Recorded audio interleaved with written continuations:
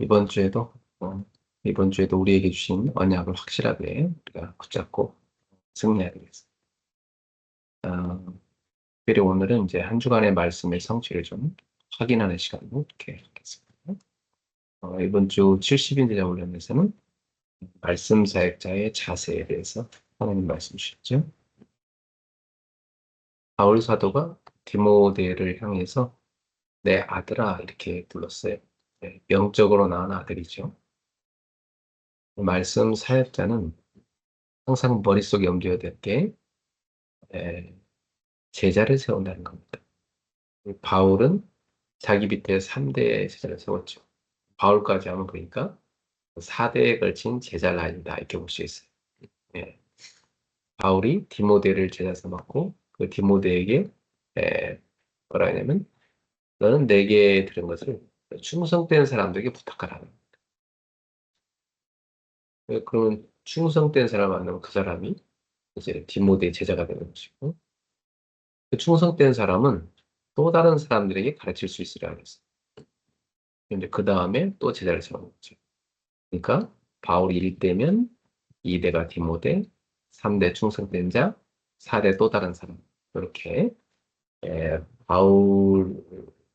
바울이 제자 삼는 이 사역이 쭉 4대에 걸쳐서 가는 겁니다.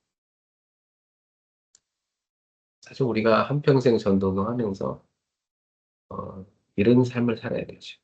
내가 목사님의 제자가 되고 또 어, 내가 나처럼 복음을 듣고 충성하는 사람 있잖아요. 그런 사람을 찾아서 또 제자를 삼고. 그랬더니 이 사람이 또 다른 사람에게 전하는 거예요. 이렇게 되는 사람. 제자는 항상 그런 생각하고 있어요. 그리고 우리는 말씀 사역자로서 살아야 되는데 항상 은혜 안에서 강해야 돼. 항상 은혜 속에서 강한 사람. 은혜 받는 사람. 사실은 어, 실력 있는 사람이 은혜 받는 사람은 못 이깁니다. 그냥 뭐 실력 있는 사람은 자기 실력 갖고 하는 거지만 은혜 받는 사람은 하나님의 은혜를 입어서 하나님의 축복으로 성공을 하기 때문에 성공자를 능가하는 거죠. 그래서 우리는 하나님의 진짜 은혜를 입는 사람 돼야 됩니다. 그 속에서 강사. 그래서 자신의 능력을 의지하는 사람이 아니라 하나님의 은혜를 의지하는 사람. 그러니까 늘 말씀 속으로 기도 속에 들어갔어요. 그래서 에, 하나님이 주는 영적인 힘을 얻는 사람. 어려움이 와도 흔들리지 않죠. 자, 이게 말씀 사역자의 자세입니다. 두 번째 말씀 사역자의 자세는 내가 받은 복음을 다른 사람에게 또 다음 세대에게 전달하는 사람이 돼야 돼. 그래서 내가 제자를 삼고 그 사람이 또 다른 사람 제자 삼고 그 사람이 또 제자를 삼고 제자를 계속 나아갈 수 있는 그런 삶을 살아야겠죠. 그 다음에 세 번째는 어, 바울 사도가 디모데후서 2장에서 세 가지 비유를 들었는데 말씀 살 때는 어떤 삶을 살았냐? 좋은 군사처럼 살아야 된다. 좋은 병사. 이 병사는 자기를 모집한 사람을 기쁘게 하기 위해 살아야 되고 또 그 자기 마음대로 그렇게 사는 게 아니라고 했어. 그러니까 이 군사는 일단 군인으로 부름받으면 나라를 위해 충성해야 되고 상관에게 복종해야 되잖아요. 우리가 예수님의 군사로 부름받았기 때문에 예수님의 명령에 복종하고 내 사적인 어떤 삶을 살아가는 게 아니라 부름받은 자로서 삶을 살아야 되는 것이죠. 그래서 항상 우선순위가 내 개인의 삶에 있는 것이 아니라 나를 그리스도의 군사로 부르셨으니까 그리스도를 위해서 그리스도의 나라를 위해서 내가 헌신해야 되는 거죠. 네, 그게 말씀 사역자의 자세입니다. 두 번째는 경계하는 자, 경계하는 선수 얘기하는데 경계하는 자는 법대로 하지 않으면 아무리 뭘 잘 달랬어도 멸류관 얻지 못하죠. 마찬가지로 우리가 주님께 부름받은 말씀 사역자로서 하나님의 방법대로 살아야 되는 것입니다. 네.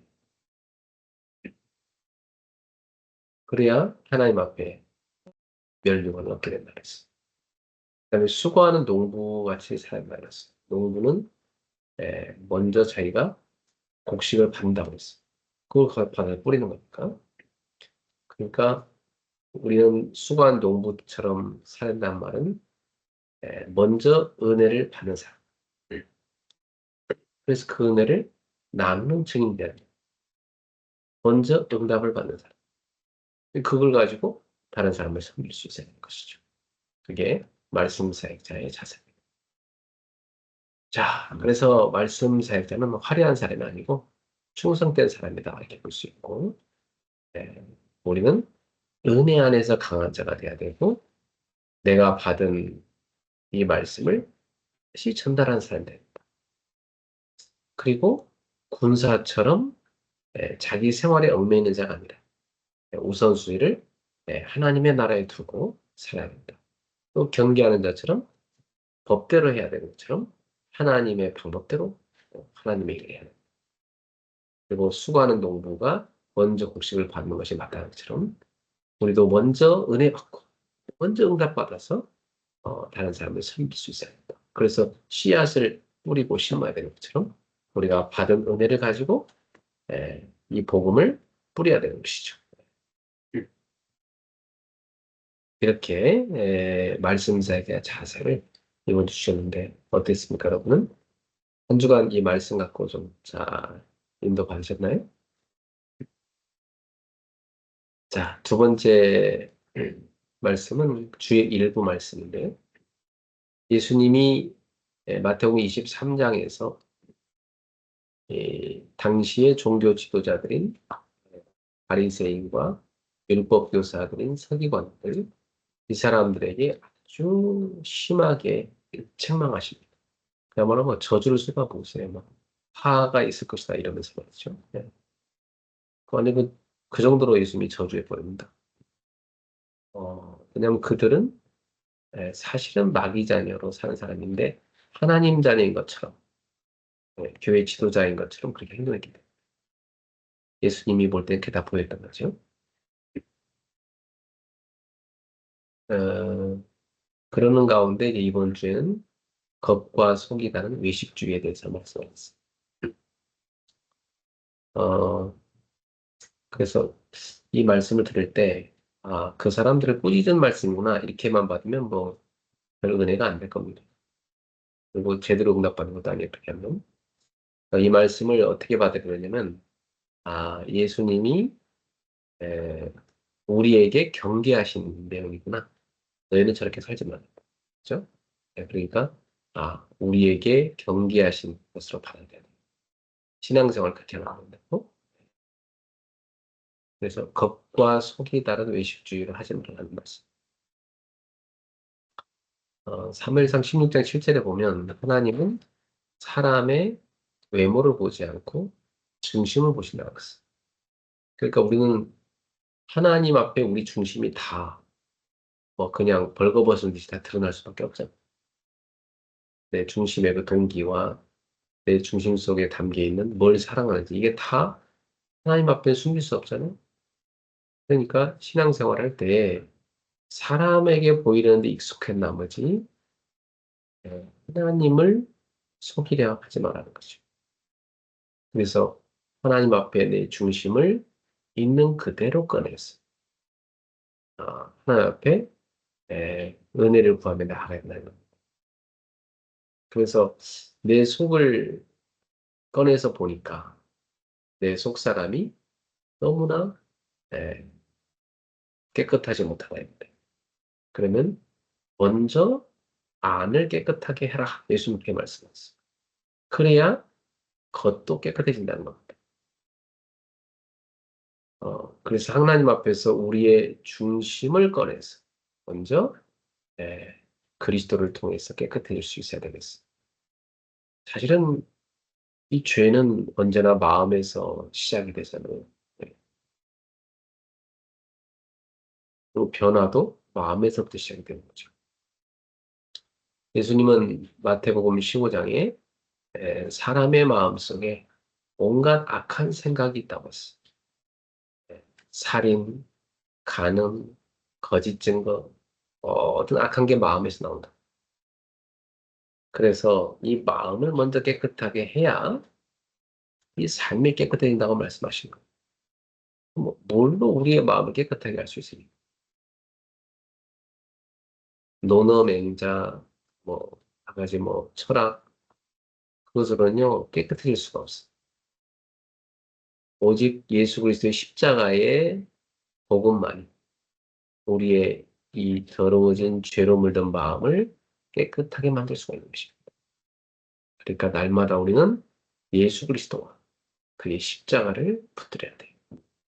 복음을 날마다 우리 마음에 담을 때 우리는 우리의 속사람을 깨끗하게 할 수가 있는 것입니다.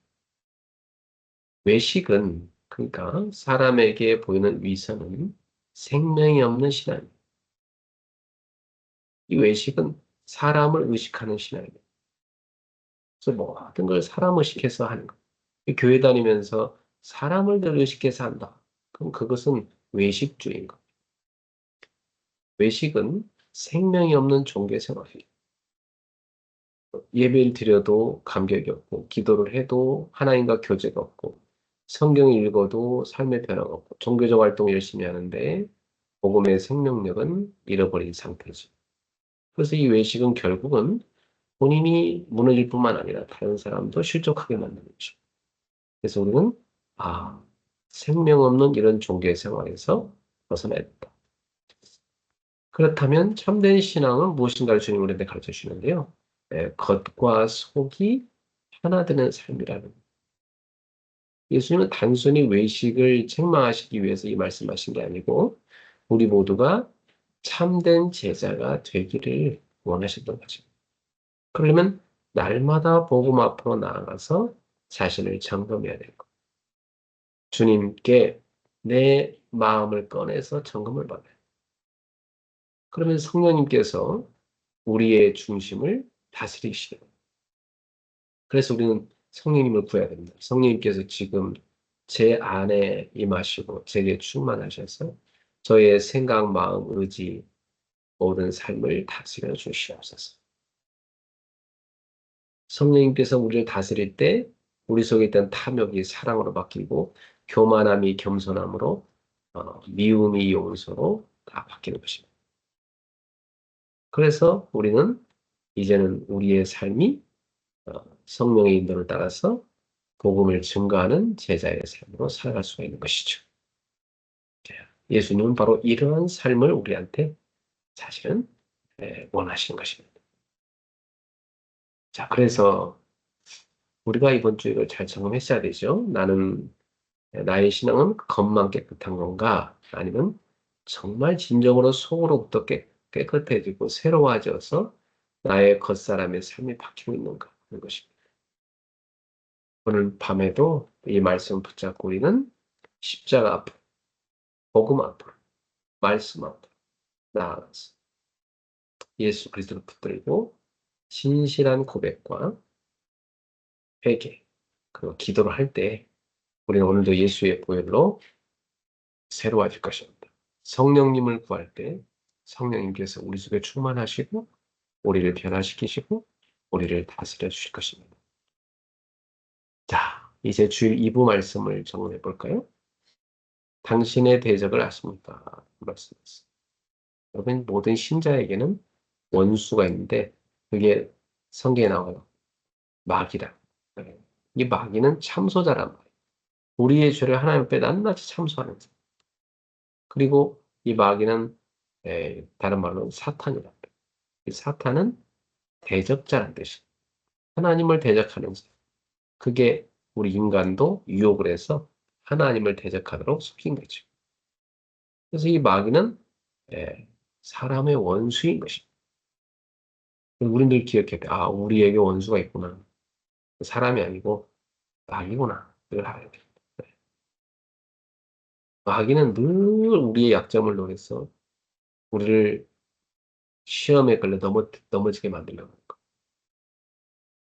음식을 먹어도 꼭 몸에 안 좋은 것만 먹게 만들고, 운동도 못하게 하고, 기도도 못하게 하고, 예배도 실패하게 하고, 말씀을 전혀 보지도 듣지도 않게 만들고, 오직 세상 매스컴에만, 오직 유튜브와 오직 세상 사람과만, 세상 것에만 흐름을 타게 만들고, 그래서 정작 우리 영혼을 말라 죽이는 것이죠.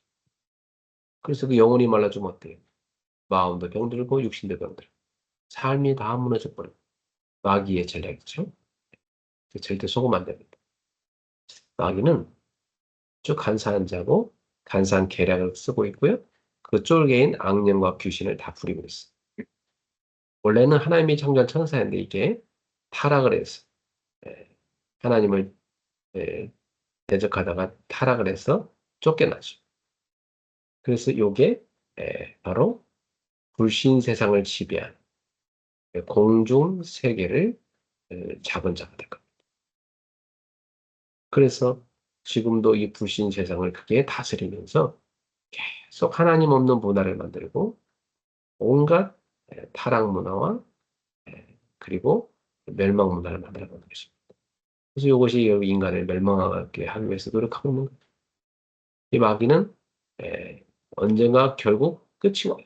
영원한 심판을 받게 돼 있어요.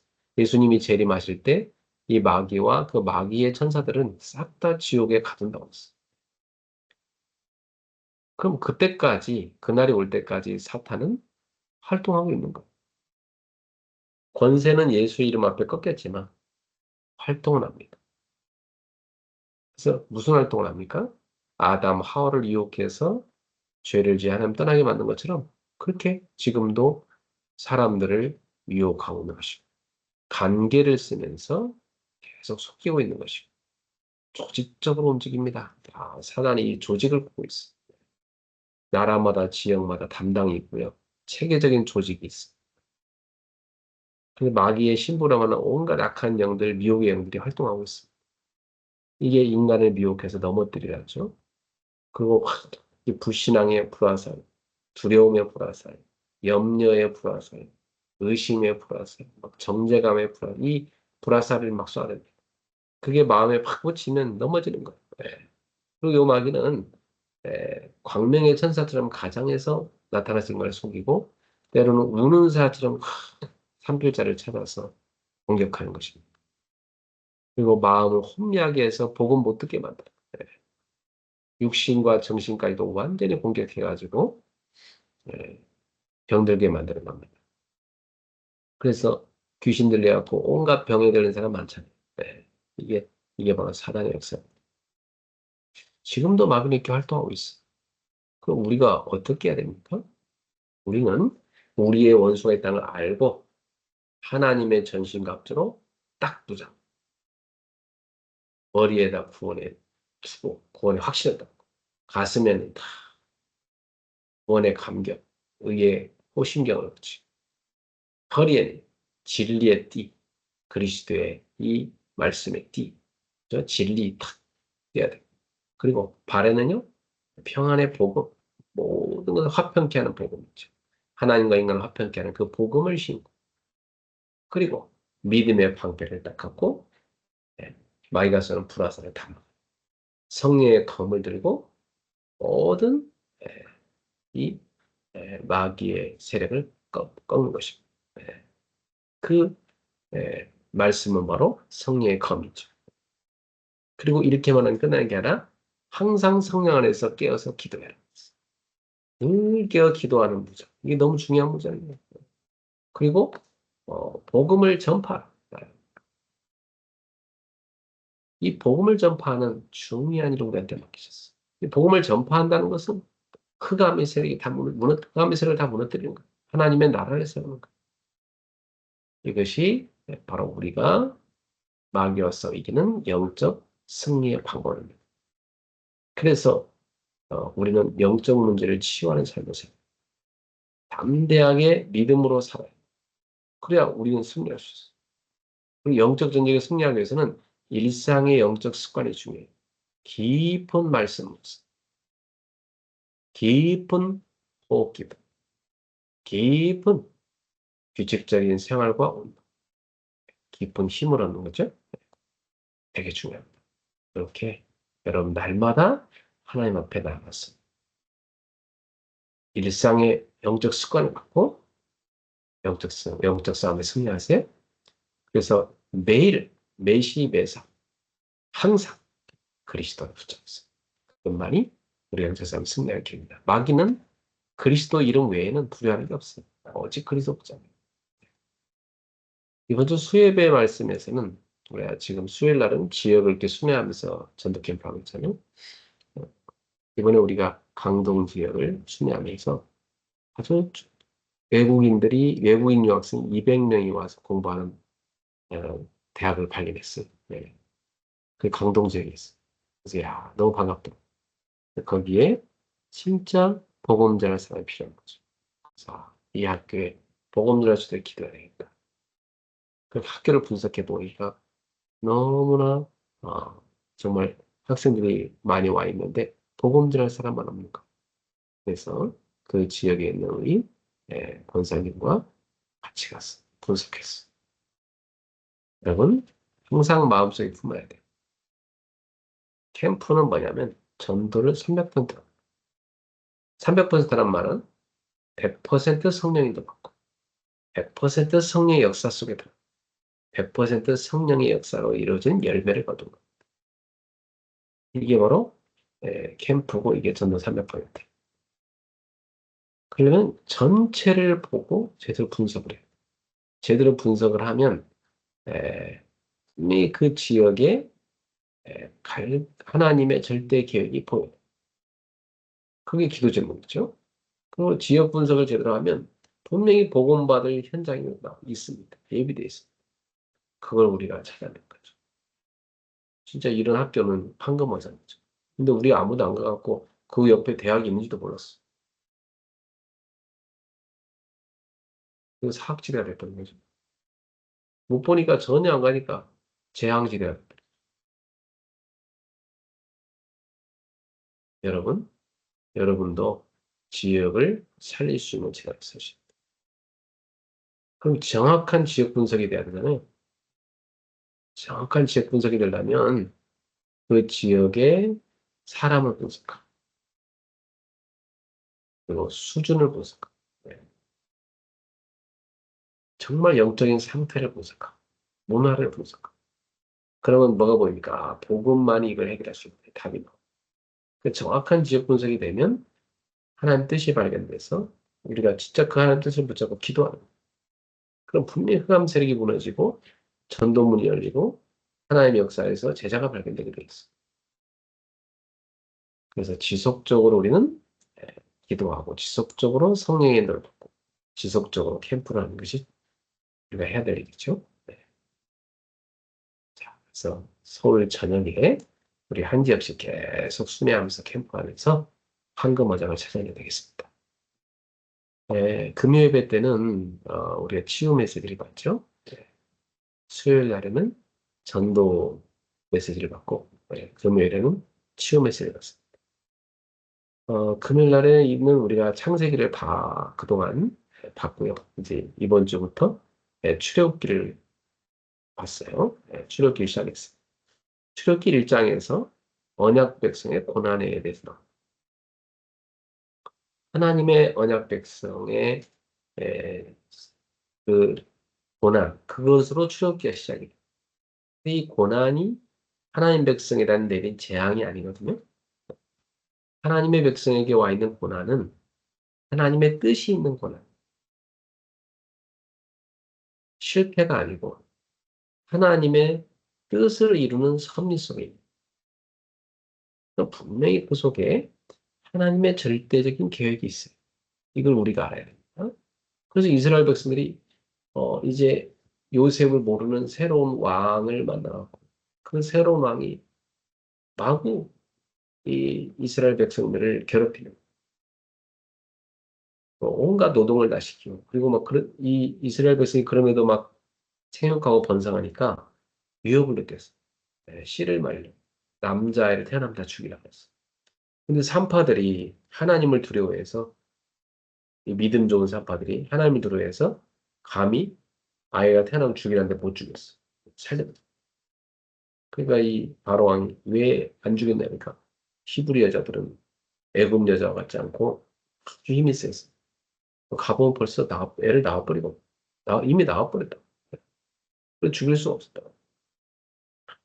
그러니까 이 왕이 나중에는 일단은 이 히브리인들에게 아이가 태어나면 그 아이를 나일강에 집어 던지라고 해. 야, 약하죠. 이런 악한 짓을 했어요. 그런 위기 속에 있는 이스라엘 백성, 그 속에 부르짖는 그들의 음성을 그 고난 하나님 들으셨죠. 그 고난을 봤어요.